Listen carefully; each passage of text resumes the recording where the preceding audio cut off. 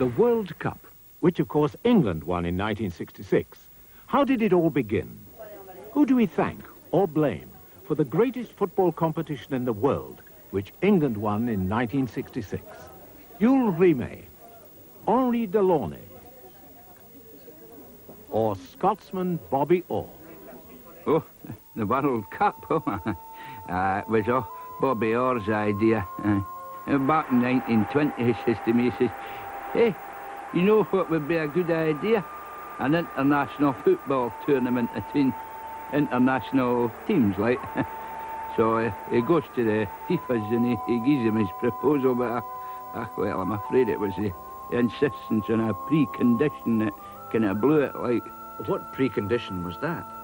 Well, Scotland failed to qualify for the latter stages of the tournament. Why would he want Scotland to fail? Well, so the nation could feel sorry for itself, wallow in self-pity, and have a brilliant excuse to get pissed. And when his proposal was rejected, was he devastated? Oh, no, he was over the moon, because the rejection enabled the nation to feel sorry for itself, wallow in self-pity, and have a brilliant excuse to get pissed. Aye, Bobby Orr, one of the immortals. Of course, he's dead now. Orr's concept was way ahead of its time. Not the idea of a World Cup, the bit about Scotland failing to qualify for the latter stages. For it would be over 50 years before Scotland would finally achieve this 5 times in a row. England, on the other hand, who did eventually win the World Cup, was smarting that their proposal, an international football tournament, but they had to win it, after all, they invented the game, had also been turned down. So both Scotland and England were in a huff when the inaugural tournament finally took place in Uruguay 10 years later in 1930. During the competition, there were 10 occasions when the crowd rioted, 8 invasions of the pitch, 7 matches abandoned, 5 broken legs, 4 cases of concussion, 2 paternity suits, and 1 declaration of war. The tournament had been an overwhelming success. 4 years later, however, it was the turn of champions Uruguay to say, we're not playing, when FIFA banned them from wearing their revolutionary new style of football boot, which would have been perfect for the kicking fields of Italy in 1934, where after a tense tournament, the host nation lined up against Czechoslovakia in the final. 1 each after 90 minutes, the Italian manager, the legendary Mozzarella, swung the game Italy's way with a tactical note, a memo to the Czech dressing room with 2 million lire in it. And so, a great Italian footballing tradition was born, and their World Cup reputation grew too. 1938, and politics and sport were becoming inseparable as a new type of football fan emerged. Well-dressed, vociferous, and with slightly right-wing tendencies, was this man the first soccer casual? Offside! Don't come! The final itself was to be a classic between those majestic, magnificent Magyars of Hungary and the fascist swines of Italy, who were to prove that they were still in a league of their own when it came to pulling handsome faces for the camera. Italy scored first through Salivo, despite the gallant attempt of the Hungarian goalkeeper. Within a minute, Hungary had equalized, but then a move involving Assassino, Belligeranti, Violentini and Hansometti ended with Salivo netting his second for Italy. Then, just before half-time, the Scots-born Italian forward, Paolo Rossi, added another. Midway through the second half, pulled one back for Hungary with a shot that Italian goalkeeper Fancio couldn't even begin to dive for, in case he got his strip dirty. But pin-up boy Rossi wasn't finished, and his second ensured the champions Italy retained their title, much to the delight of manager Mozzarella and his godfather. Italy were champions again, but in all the pre-match excitement, no one had remembered to bring the World Cup to the stadium, so an alternative trophy was presented instead. The 30s were drawing to a close. War clouds were gathering over Europe. The fanatical leader of Nazi Germany was set to plunge mankind into a pit of death and destruction, the likes of which had never been seen before. But, more importantly, none of the home countries had played in a World Cup yet. The Scotland team had missed out on the first competition when they just failed to qualify, or cheap travel passes. In 1934, perhaps too much emphasis was being put on physical fitness, with manager Jock Bruce's methods of motivation just a shade tough. By the time 1938 came around, Jock Bruce had gone off to start the Spanish Civil War, and he was sensationally replaced by Ella Benson, a 39-year-old housewife who ran a women's keep fit class in Kilmarnock. The SFA believing that if Scotland were going to play like a bunch of big lasses, they might as well look the part. Scotland are in a right bloody mess, and I am just the person for to be sorting them out, so of us. We will be having no marathon skill and tactics rubbish now that I have been appointed to the role of manageress. First thing we'll do is become much more aware of our bodies. We will be concentrating on things such as like the proper way to curtsy when an opposition forward waltzes through our defence.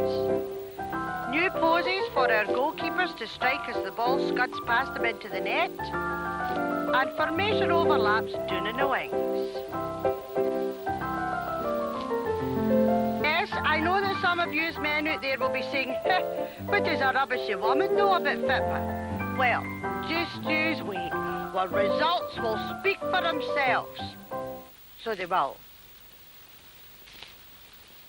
Scotland 1, Estonia 6. Liechtenstein 9, Scotland 0. Scotland 6, Faroe Islands 7. Scotland's results were indeed speaking for themselves. They were saying, help. Northern Ireland and Wales had refused to play in the 1930 tournament on a matter of principle. The principle being that neither of them knew where Uruguay was. In 1934, they forgot it was on. And in 1938, the finals clashed with the 12th of July and an Eisteddfod. So the tournament was deprived of such big footballing names as, let me think. So the tournament was deprived of some Irish and Welshmen. England hadn't bothered to enter any of the tournaments because, well, what was the point? They would have won them anyway. Football was the national game, the game England had given to the rest of the world. What could the rest of the world teach England about football? Trainer Harry Wintergreen had his own opinions. Blinking nothing, that's what. In my opinion, Europe and South America are wasting their time on such trivial matters as improving soccer techniques, exploring technical concepts, and winning things. We, the England team, prefer to concentrate on keeping in tip-top condition by running, walking, and running quite fast. Then it's into the gym for a heavy session pumping iron on the KTEL multi-exerciser, the Ronco paunch killer, and one of those useless vibro things. Before finishing off with a bracing cold shower, keeping our underpants on in the interest of decency, of course, because, after all, we are Englishmen. It was during this time that the rivalry between Scotland and England was to reach fever pitch as both countries vied for the right to host the 1942 competition. The FA saw Wembley Stadium as the perfect venue for the final. Scottish football authorities had suggested slipping the World Cup final in between the piping competition and the hammer throwing at the Braemar Highland Games. England had fans who were prepared to turn out in their thousands just to stare at a camera. Scotland had the technology and the Scott Sport cameras. But in the end, the breaking of a contract by Adolf Hitler, the Maurice Johnston of his day, settled the issue. It would be 11 years before the World Cup was played for again. 1950, Brazil. Well, it was England, who were to win the World Cup a mere 16 years later, providing the shocks. Firstly, they actually managed to qualify. Secondly, they lost 1-0 to the United States. But don't worry, film of the goal was conveniently, accidentally destroyed. There was no danger of Scotland being involved in any shock results or even of them losing. As runners-up in the home international championship, they'd qualified for the finals, but decided that if they couldn't go to Brazil to be beaten by everyone as British champions, they weren't interested. 4 years later, it was back to Europe, to that land of soccer giants, that nation of red-hot football fanatics, Switzerland, where Scotland, who unlike England have never won the World Cup, graced the competition for the first time. However, the team nearly never made it to the finals due to the SFA penny pinching when it came to arranging transport. 1958, Sweden and the world witnessed emotional scenes from a young Brazilian called Pelé, because he was only 17 and the opening ceremony in Sweden was over 18s only.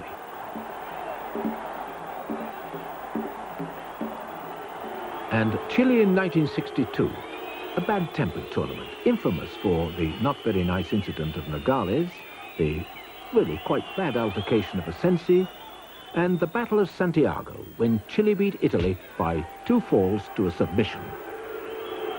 And so to England, 1966 and all that. Everyone has their own special memories of how they felt that day England won the World Cup.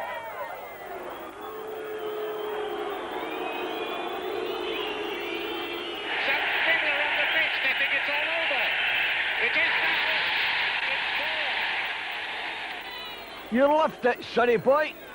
But officer, he's just heard the terrible news that England have won the World Cup. Ah, there you go, pal. I'll help you back in. That's get all they got, that's KENNETH. Give a drink, somebody.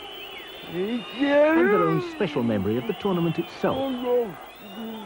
The sending off of Argentina's captain Ratin in the quarter-finals and his subsequent argument on the touchline with Prince Philip.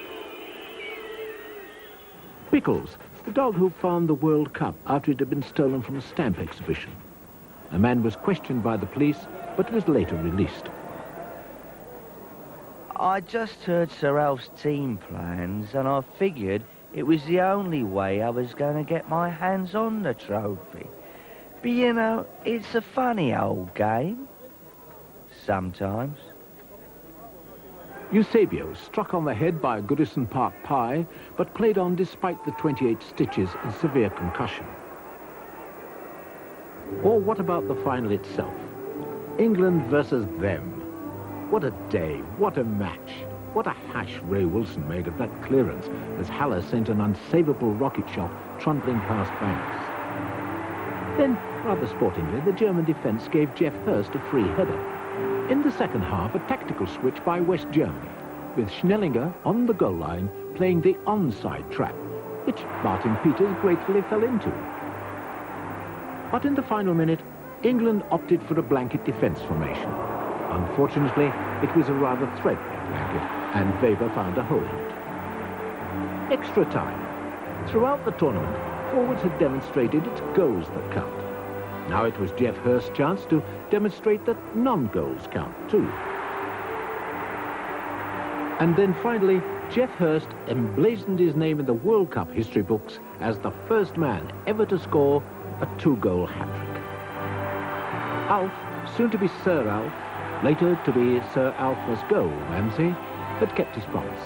England were world champions, which meant that 4 years on, thankfully, they didn't need to qualify for the Mexico finals. And who can forget that classic confrontation from 1970, when the world champions, those Knights of St. George, those Lions of England, roared to a 1-0 defeat by Brazil.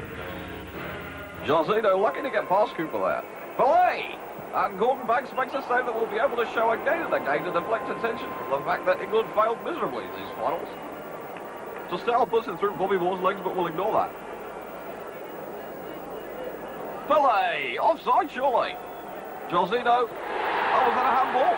No, the goal was being allowed to stand. When the match was over, respect between great professionals was mutual. Cheers, Pill. See you in the final. I think maybe yes, if you stay out of jewelers' shops. England versus Brazil in the final. What a mouth-watering prospect. And all that stood between the lads from achieving this was a semi-final with Italy. That was once they disposed of West Germany in the quarter-finals, of course. And England looking so good in red, which, just to remind you, was, of course, the same colour they wore the day they became the world champions. And there's Mullery, and that's the first. Jeff Hurst, of course, the only man ever to score a hat-trick in a World Cup final. There's Peters, 2-0. Tekaba, not bad player for the German, this man. And a slice of pure luck gives Germany a consolation goal. What are England thinking of? They're only going to win 2-1 if they're not careful here. Zayla, It's gone in. Can't be a goal, surely. And unbelievably, the referee's allowed such a jammy goal to stand. And here's Grabowski, such a German-looking German, and that won't bother Brian LeBeau. Muller. And Benetti's misery is complete. Or is it? A bit of an Italian name, Benetti, or should I say Benito, and we all know whose side Italy were on in the last war. Sadly, regrettably, tragically, the England-Brazil final was not to be. England were well and truly back home. But if the manager was reluctant to elaborate, then one player wasn't. One player, one veritable giant, who rose from the ashes of England's defeat to touch the nation's heart with a voice strong and true that boomed over the land. Brother, get beat! Back in Mexico, Brazil were to win the World Cup for the third time with a team many would later label the greatest ever. But of course, Jimmy Hill had his own views. Brazil. Are they really that good? Let me start, as I always do, in my expert analysis by slagging off the goalkeeper. Oh dear, he may be called Felix, but he's no cat, is he? Maybe Mac Felix would be more appropriate. We've heard a lot of Rivellino and his free kicks, but come on, anyone can do that if the wall falls apart as it does here. And then, of course, there's Pelé. The best in the world? Well, I'm not so sure. Surely he should have done better with this simple lob. And what about this one? Missing an open goal. I'm not saying Brazil are bad. All I'm saying is they're not good in a not bad sort of way. And that we can still teach them a thing or two. But not how to qualify for the 1974 finals. There will be no England defeats in that competition because they wouldn't be there. Scotland were Britain's sole representatives in West Germany. Well, you know, as I say, the biggest problem in West Germany was acclimatizing to the beer. I mean, look what it did to Joe Jordan, as I say. But, you know, as I say, we had some useful players back in 74, boy, as well as a couple of football giants, you know, like wee Billy Bremner and wee Jimmy Johnson. Against Brazil's total football, Zaire had brought a new dimension to set pieces. Total ignorance. Scotland's fate was in the hands of keeper Kazadi, and he fumbled it. The host nation West Germany had been unimpressive in the early rounds, but saw themselves through to the final by calling up those traditional German footballing traits, moaning about every refereeing decision, and overreacting when fouled. And so to the final itself. West Germany have Maori goal, probably Beckenbauer on the pitch somewhere too, and most likely Muller as well. And the Dutch have got 11 men with difficult to pronounce names. And there's Jack Taylor, the English referee from England, and what pressure he must be under. Cruyff going all the way, superb positioning by Taylor there, and penalty! Yes, what a superb piece of refereeing by the World Cup final, 1974 referee, Englishman Jack Taylor. He really is quite remarkable. A master butcher, you know, and his family own a chain of butcher shops in Wolverhampton. The name of the shops is quite remarkably Taylor's. And, by the way, Holland have scored. And Hosenbein had another superb decision by the 1974 World Cup referee, Englishman Jack Taylor. Absolutely amazing. From one up on the break, he's got Muller in the middle, and the World Cup final referee, Englishman Jack Taylor, is up there too. And Jack Taylor in the perfect position to award that goal. I'll tell you, he certainly gets my vote for man of the match. And so there is Beckenbauer, who, remember, was in the West German team in 1966, which lost. 1978, and once again, England hadn't qualified. But their misery would soon turn to ecstatic joy, because Ali MacLeod's Scotland had. As Scotland rolled into town, the locals turned out to gawk at them, with the young ladies of the village, Il Nanio, giving them a special welcome. Ali MacLeod couldn't have been happier. Oh, yes, I'm certainly delighted with all our preparation so far. We've heard that it could be a better team, Argentine, so we're flying out our own shape in a big pot of wins. And we also heard the drinking water could be a bit off as well, so we're taking our own supply. We need water anyway. And of course we haven't forgotten the players. No. We've even arranged some spare falsers for Joe Jordan. I don't let anyone say we're not taking a modern approach to this.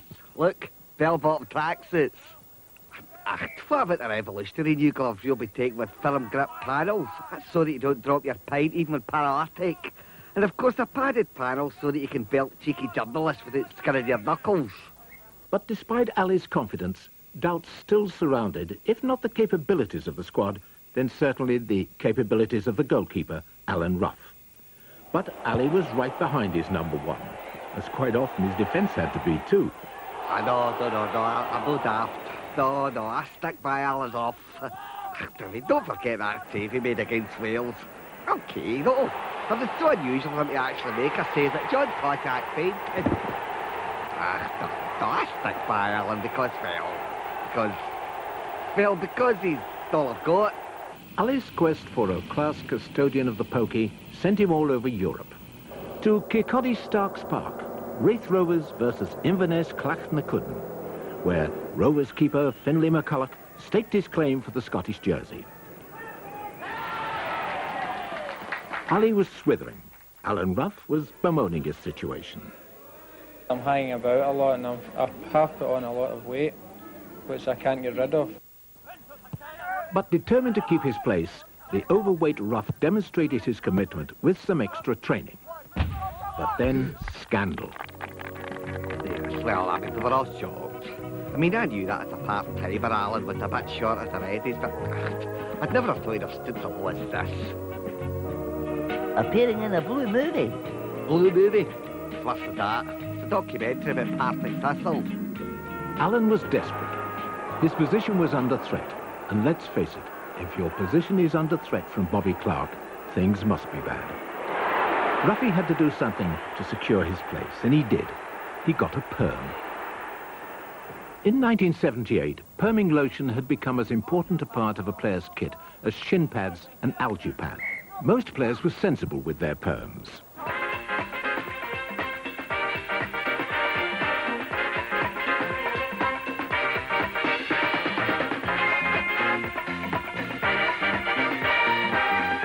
But as always, there were those who OD'd.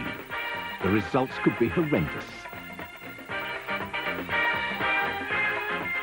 So Ali's Tartan army were on the march. But what about the opposition? Had the boss done his homework?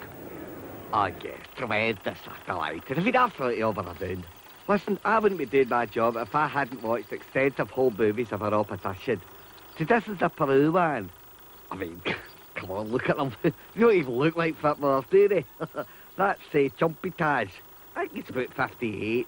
And that's Quiroga. He's known as El Loco, which I believe is Peruvian for the goalie. I think that's Oblitas and... who's that? Johnny Nash? No. Never mind Scotland worry about Peru. Let Peru worry about us.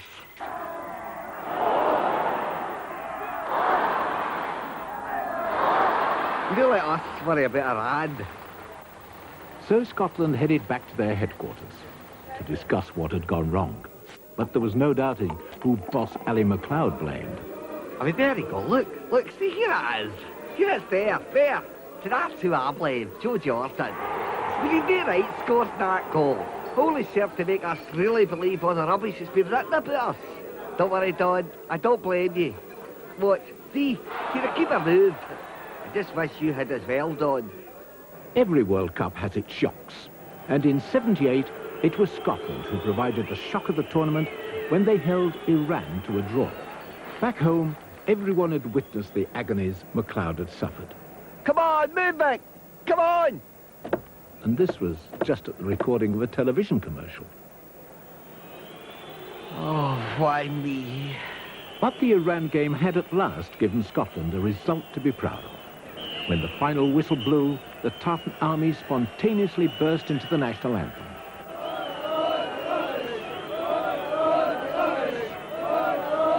They even waited outside the stadium to wave the team bus off. Meanwhile, in Mar del Plata, criticism of Brazil was mounting. They were struggling to find form with Zico, the white Pelé, half fit, and Rivellino, half cut. In training, they'd struggled to beat a wooden fence.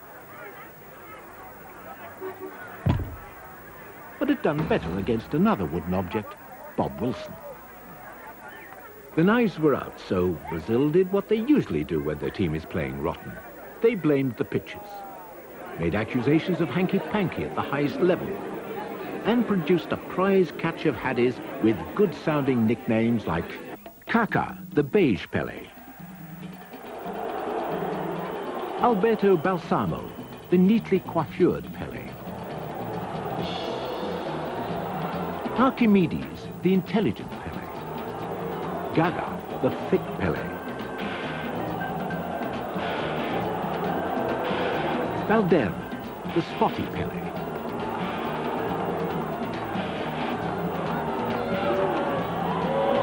Oda, the smelly Pelé,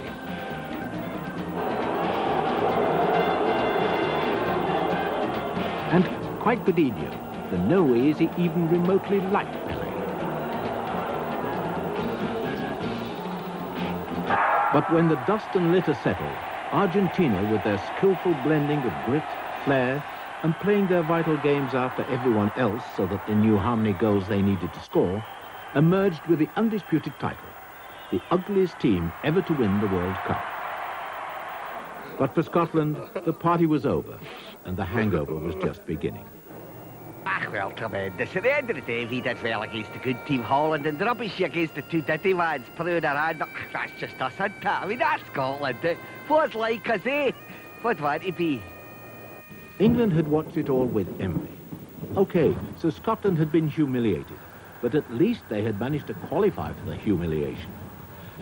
Failure to make it to the 82 finals couldn't be contemplated, wouldn't be tolerated. The current England team was considered a bit past its peak. The emerging youth squad, not quite ready yet. The FA decided what was needed, a new manager. And so, with measured tread, the Holy Father, the Bishop of Rome, the gaffer, moves from the apse down the aisle into the main body of the abbey. Here we go, here we go, here we go. Here we go, here we go, here we go, oh. Here we go, here we go, here we go, here we go, oh, here we go. And so, we leave this auspicious occasion, the inauguration of Pope John Paul II as the manager of the England football team. Many felt that John Paul II, with his lack of knowledge of the English football scene, wasn't right for the job as manager. In fact, there was even evidence that he wasn't right for the job of Pope either. But having adopted the nom de soccer of Ron Greenwood, the boss soon caught the fans' imagination with his flamboyant style. The team is Shilton, Mills, Johnson, Thompson, Butcher... And he succeeded in attracting new supporters to the game, as England at last qualified. The 1982 finals had it all. Early strugglers Italy had contemplated a new way of taking Maradona out of the game, but in the end decided on a crueler solution, having Romeo Bastardo mark him. Here's Maradona, and Bastardo, oh, I say, my word, Bastardo again in heavily there. Oof. I'll tell you, Romeo Bastardo really making his presence felt in the first 20 seconds of this match. Claudio Gentili, that delicate Italian ball player, expressed the anxieties of the Azzurri when he described Bastardo as a crude amateur who's giving cynical fouling a bad name. The Italian management dug in and stood firm for about 5 minutes before surrendering to the team's demands and axing Bastardo. The big Neapolitan was philosophical about being dropped, after playing like a man possessed. But how did the British fare? England, in their first game, missed Keegan. And in their last game, Keegan missed. Ron had finally run out of miracles. In the last World Cup, the Scots had proved the old adage, pride comes before a fall. This time, they proved, for Scotland at least, a low-key build-up comes before a fall, too. While Northern Ireland went out on a high, despite allegations of illegal substances being used in training. An estimated worldwide television audience of quite a lot had been captivated by the whole event. Evidence of the box's influence wasn't difficult to find. Makasho maha, Ajax Benbecula Inochi Internazionale Portri. Tielsenach Total Football Eg Ajax Inochi and Catenaccio System is Charlie Inter Eg Ovel Koyo Dunky Macintosh Mar Playmaker Age Sam Biash Moore Dougie Mad Dog McCutcheon Mar Libero. Cars maha, corner kick ha Inter Portray She Inswinger O Ahon Macintosh Goal! Internazionale goal! Macintosh! Ha! Inter in air, Hoshaka, Haya Hasta, early doors. Mexico 1986. Scotland were there again, and Alex Ferguson was really happy about the squad's attitude and personal hygiene. As a manager, you get to smell things. It's good. I like it. In ancient times, the Aztecs had played a game similar to football called Pock to Pock. To win this game was such an honor that the victorious players were immediately beheaded so that they could join the gods. Of course, they don't do that now, although arguably putting you in the same section as Uruguay is just as bad. So out went Scotland, but at least they went down whinging. Their fans, on the other hand, were typically pragmatic about it all. I'll tell you right now, I hate England, and see if England get to play Uruguay. I'll support England against Uruguay, there you go, and that's how much I hate Uruguay. England had problems of their own.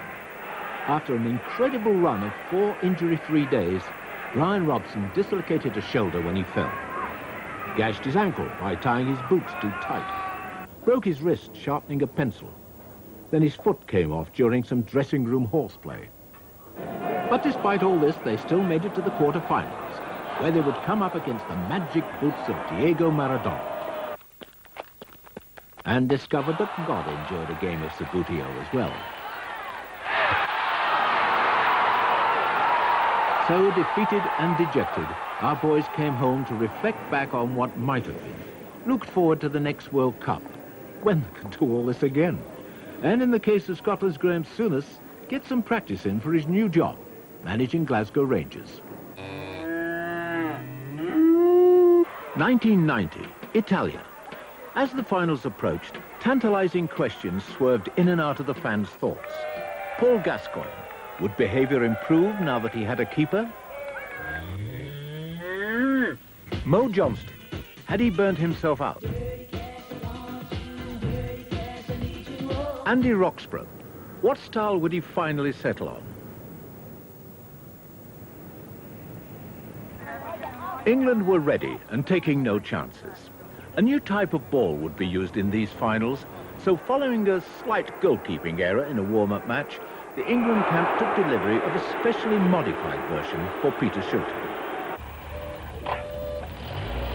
England's first game was against the Republic of Ireland, where the Sardinian police demonstrated vicious cruelty towards supporters leaving the game by forcing them back to watch the second half.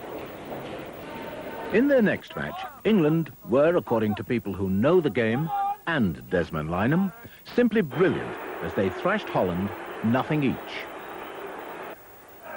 But their vital third match was marred by fans who'd ignored official warnings that the food could be a bit heavy. Scotland, too, were ready. Murdo MacLeod, what do you know about Costa Rica? I think they're unknown. Armed with this extensive knowledge, the Scots took to the field, their hearts inspired by the immortal words that echoed through the glens of their minds. Knew's the day and knew's the hour. Again. And got gubbed. Losing to Costa Rica was a right scunner, by the way. But Andy Roxburgh took the defeat well.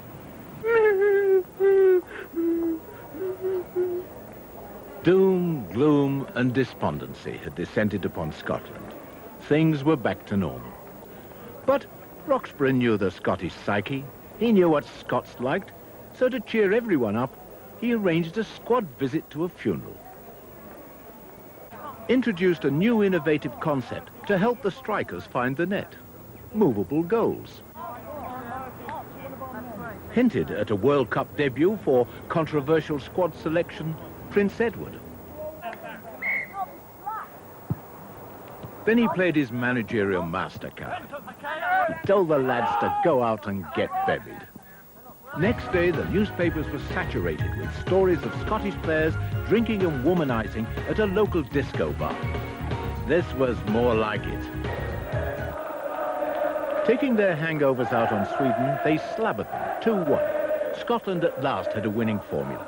There was only one thing left to do now: change it, lose to Brazil, and go out in a blaze of dead unluckiness. There had been no lack of effort on the training field, where Robert Fleck had worked tirelessly at improving his looks. But nevertheless, it was to be Arrivederci Scotia, and soon it would be Arrivederci to an Irish team whose spirit was personified in Captain Mick McCarthy. England had reached the quarter-finals, where eventually they overcame Cameroon, but not without a few frights, judging by the state of the English press corps seating after the match. The semi-finals. Italy was still there and looking good. But were the tensions of the management-imposed sex ban starting to reveal themselves on the training ground? Argentina were there too, with the new, more compact Diego Maradona. West Germany. The team looked like champions. Franz Beckenbauer looked like Cliff Richard. And of course there was England, and Bobby Robson, inspiring the nation with his decisive comments. To